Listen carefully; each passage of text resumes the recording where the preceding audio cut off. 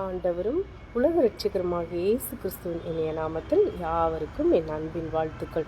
புது சிருஷ்டியாயிருக்கிற நீங்கள் இப்படி இருக்க, ஒருவன் கிறிஸ்துவுக்குள் இருந்தால் புது சிருஷ்டியாயிருக்கிறான். பழையவைகள் ஒழிந்து போயின, எல்லாம் புதிதாயின. 2 கொரிந்தியர் 5:17. மறுபடியும் பிறந்தவுடன் உங்கள் வாழ்க்கை புதிதாகிறது மற்றும் தெய்வீகமாகிறது என்பது உங்களுக்கு தெரியுமா? எனவே புதிதான வாழ்க்கையை கட்டி அணைத்து கொள்ளுங்கள். எபேசியர் 4:24 இப்படியாக சொல்லுகிறது. இந்த புது சிருஷ்டியான நீங்கள் நீதியிலும் மெய்யான பரிசுத்தத்திலும் படைக்கப்பட்டீர்கள். நீங்கள் கிறிஸ்து இயேசுவின் தேவனின் நீதியாக இருக்கிறீர்கள். இயேசு எப்படி இருக்கிறாரோ அப்படியே நீங்களும் இவ்வுலகில் இருக்கிறீர்கள். நீங்கள் அவருடைய அடையாளம். தேவனை பிரியப்படுத்த போராடும் ஒரு பாவி என்று உங்களை பார்க்காதீர்கள்.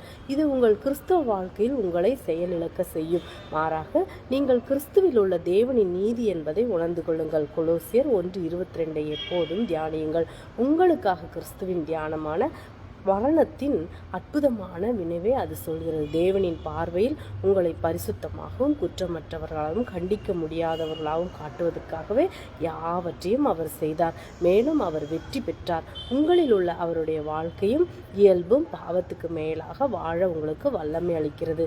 புதிதான நீங்கள் தேவ வார்த்தையின் ஆதிக்கத்துக்கு அடிபணிந்து அதன் விளைவாக கனிகளையும் நீதியின் செயல்களையும் உற்பத்தி செய்யும் வகையில் வடிவமைக்கப்பட்டிருக்கிறீர்கள். அப்போஸ்தலனாகிய பவுல் கொரிந்தில் உள்ள சில கிறிஸ்தவர்களை அவர்களுடைய வாழ்க்கை முறை அவர்களின் நீதியின் புதிய தன்மையை பிரதிபலிக்கவில்லை என்பதால் கண்டித்த போதும் அவர் அவர்களை பாவிகள் என்று அழைக்கவில்லை. 1 கொரிந்தியர் 6:9-11 படிக்கவும். கிறிஸ்துவில் நாம் எல்லா அநியாயங்களிலிருந்தும் சுத்திகரிக்கப்பட்டோம் என்பதை பவுல் புரிந்து கொண்டார். நாம் பாவத்திலிருந்து கழுவப்பட்டு தேவனுக்காக பிரித்தெடுக்கப்பட்டு கர்த்தருடைய நாமத்தினாலும் தேவனுடைய ஆவியினாலும் நீதிமான்களாக அறிவிக்கப்பட்டிருக்கிறோம். அல்லேலூயா. நீங்கள் புதிதானதை உணர்ந்து அதன்படி வாழுங்கள்.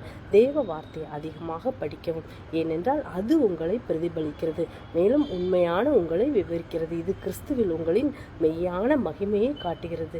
தேவனுக்கு ஸ்தோத்திரம். அறிக்கை: நம் பாவத்திலிருந்து கழுவப்பட்டு தேவனுக்காக பிரித்தெடுக்கப்பட்டு கர்த்தருடைய நாமத்தினாலும் நம் தேவனுடைய ஆவியினாலும் நீதிமானாக அறிவிக்கப்பட்டேன்.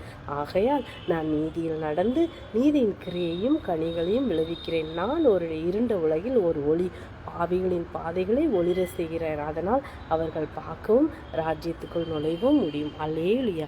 நீங்கள் ஆசீர்வதிக்கப்பட்டவர்கள். Price God.